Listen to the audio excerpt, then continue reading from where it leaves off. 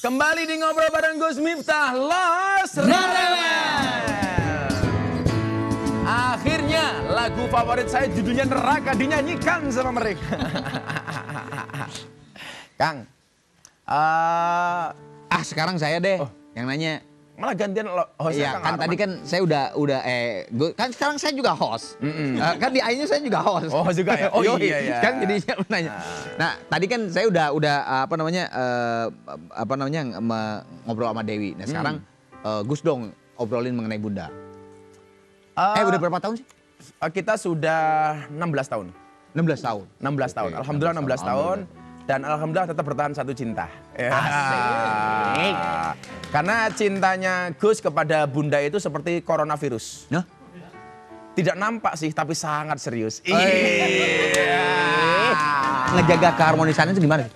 Uh, Resepnya tuh apa sih? Satu hal yang kemudian kita lakukan kita saling percaya. Jadi salah satunya adalah saya nggak pernah buka HP-nya Bunda. Dan Bunda nggak pernah buka HP saya. Ya sudah.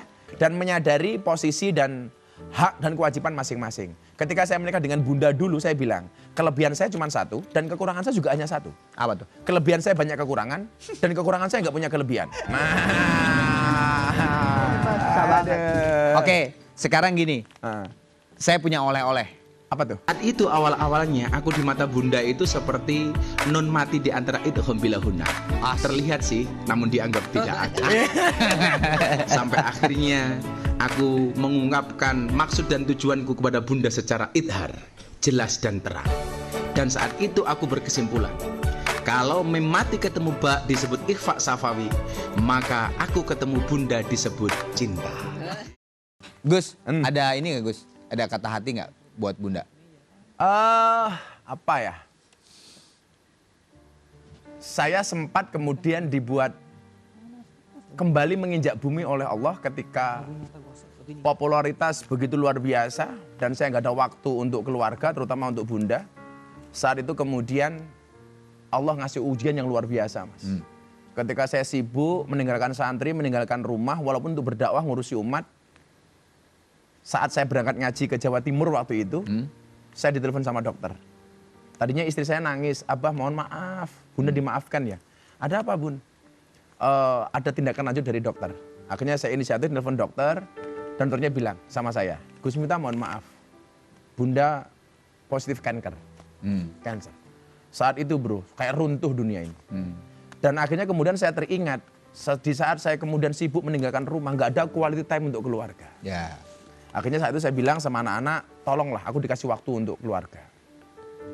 Makanya saya pikir apa yang kemudian saya dapatkan hari ini, itu tentunya karena doa tulus dari Bunda. Dan Kang Herman tahu, istri saya itu sehari minimal kan, baca sholawat minimal 15.000 kali. Ya Allah, Insya Allah. Per hari. Maka bagi saya Bunda hari ini adalah anugerah yang luar biasa untuk saya. Tepuk tangan dong untuk saya. Saya bawa amplop. Apaan Kang? Challenge. Challenge. Tuh, A, B, C. Silakan pilih mau yang mana. Ada yang Z nggak? Hah? Nggak ada. Oh, nggak ada. Kebanyakan. Oke Silakan lah. yang mana? Udah dibuka bro? Boleh dong. Kirain pound sterling. Waduh. Ikuti aksi panggung Arman Maulana. Mate. Tuh. Nah, gimana Mau lihat? ya? Nih. Kau bikin aku sadar, kau bikin aku sabar, langsung saja coba datang, coba datang. One more time buat Rising Sun, tepuk tangan lancar.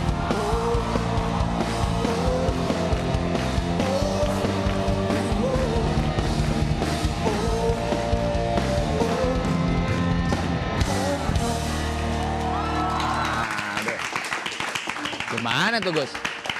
Miranti, kurang ajar loh, gua kiai.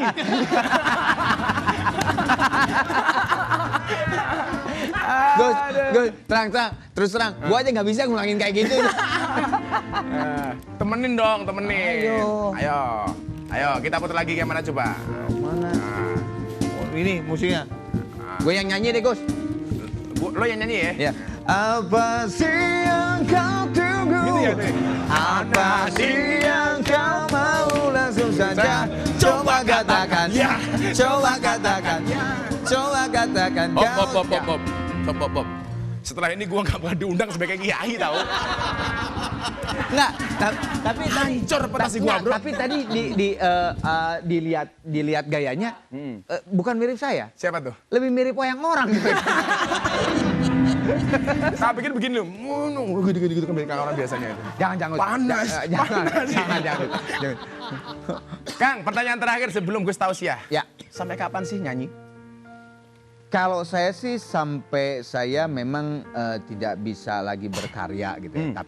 Tapi Gus terus terang ya ketika kemarin di umur 48, 47, 48, 49 terus kemarin saya alhamdulillah ulang tahun ke-50 gitu. Itu emang tujuan saya udah beda gitu. Bahwa musik itu sekarang udah lagi nggak kayak zaman dulu lagi deh. Kalau saya bikin lirik tuh kan masih dulu kan masih zaman kayak liriknya tuh mengenai kekesalan, mengenai apa. Nah, saya tuh kemarin tuh udah pokoknya dari semenjak sekarang tuh saya pengen lirik tuh yang positif, yang Oke. membangun. Dan Karena kalau Gus Nas sering bilang, dakwah itu bukan profesi tapi apapun profesinya harus berdakwah. Termasuk melalui lagu. Pak, itu saya ingat banget waktu kita di pesawat. Kan? Jadi begini, saya pengen kemudian tausiah malam hari ini adalah berangkat dari keluarga Kang Arman dan Teh Dewi yang luar biasa. Saya bilang begini, ada 4 hal di dunia ini yang memang tidak bisa dipaksakan, Kang. Yang pertama adalah cinta, yang kedua adalah ukuran baju atau celana, yang ketiga ukuran BH, dan yang keempat ukuran celana dalam. Kenapa? Karena kalau dipaksakan efeknya sama. Nyesek. Iya.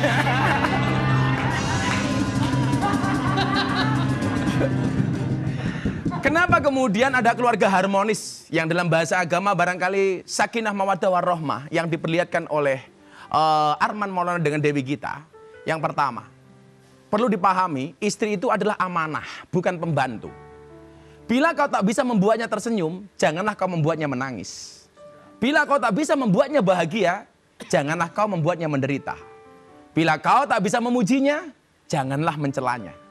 Bila kau tak bisa mengantarnya ke surga, janganlah kau menjerumuskannya ke dalam neraka. Ingat Sobat Kepo, istrimu bukan pembantu yang hanya dibebankan kewajiban-kewajiban untuk melayanimu.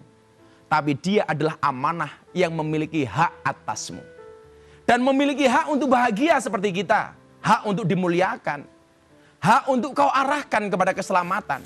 Dan lebih dari itu, dia sepertimu punya perasaan, ingin diperhatikan dan disayangi.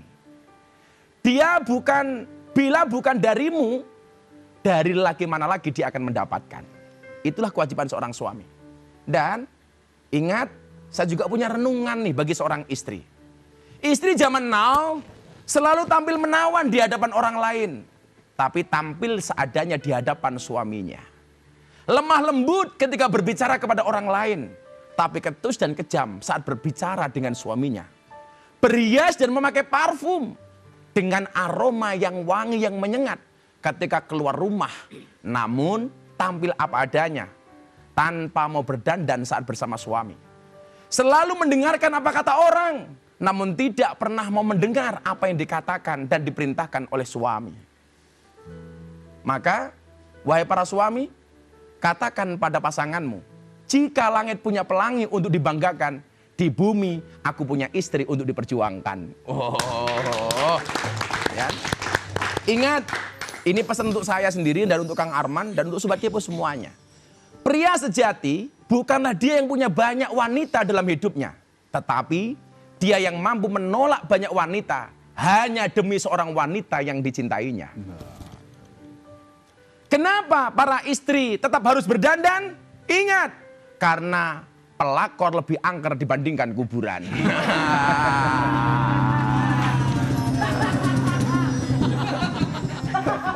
Habis tausiah nih, rasanya kok haus ya? Haus ya. Le mineral ini bukan sekedar air minum biasa, tapi jelas mengandung mineral alami yang baik untuk tubuh. Selain itu, lihat nih kemasannya, terproteksi banget. Aman dari pemalsuan, bikin kita makin yakin kan sama kualitasnya. Coba kita minum, bismillahirrahmanirrahim.